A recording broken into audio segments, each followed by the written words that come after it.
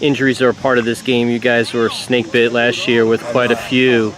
Just talk about how the team is really looking to rebound from last year and how the coaching staff's looking to turn their back on what happened last season and head into this campaign. Well, what we did, we decided, we got together as a coaching staff, and I said last year we did a lot of 7-on-7, and I felt like we wore them out a little bit. What we focused on this year was being in the weight room a little more, less 7-on-7, and be in better shape conditioning-wise. We do a lot of conditioning, especially when we get back from our off week, but the way our schedule is set and the number of kids that we got to be in shape. We're going to have a lot of kids that are going to go both ways, and we feel like, if you got them in shape, they're going to play for you. This is not our first time. We've had teams in the past that didn't have the numbers, but if they were in shape in fourth quarter, they still had opportunity. So we feel like that. We feel like we got them stronger. The process now is to make sure that we continue to get them in shape.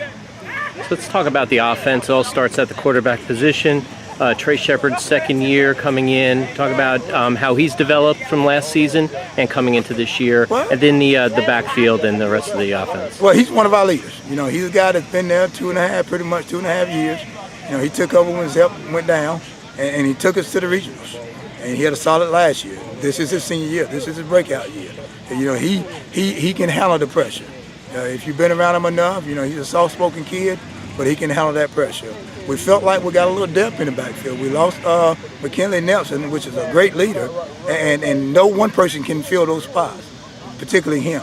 So we're asking people like Stafford, we're asking people like Harris, we're asking a couple newcomer guys to step up for us. We got some skilled people outside that can catch the ball.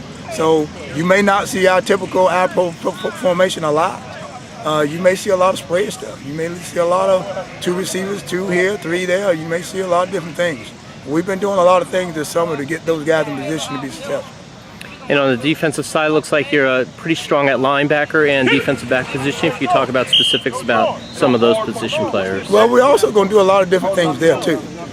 We've been traditionally a 4-down front guy team. You're going to see some things. You may see a 3-man front with some extra linebackers or maybe extra DBs.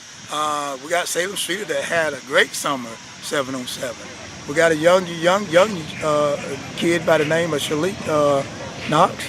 The younger brother of Braxton Knox has done great for us. You got Twan Stafford that's also going to be playing both ways and actually a key member in the special teams. So those are some of the veteran guys that we expect to step up for us because they've been here 2 and 3 years. We do have some younger guys and new faces that they're going to have to come in and play a big role for us as well. Do you sense from the attitude from the team from last year they're coming in with a different attitude, like we want you to see what Monroe football is all about? Well, it's pretty much that tempo that we set for them, and the thing that we focused on a lot was the injuries. They're gonna happen. We know they're gonna happen, but when you have at one time 9 starters out, that's tough to overcome. I don't care who you are, and at times we overcame that. Our kids had an opportunity down at the end of the year to get to the playoff, and we felt like going into that playoff game, we was in position to win that game. So the attitude of what we're thinking as coaches is going to be the same, and it's our job to put it into those kids that, hey, we're still Monroe. We're still the Redhawks, and we're going to play the same way.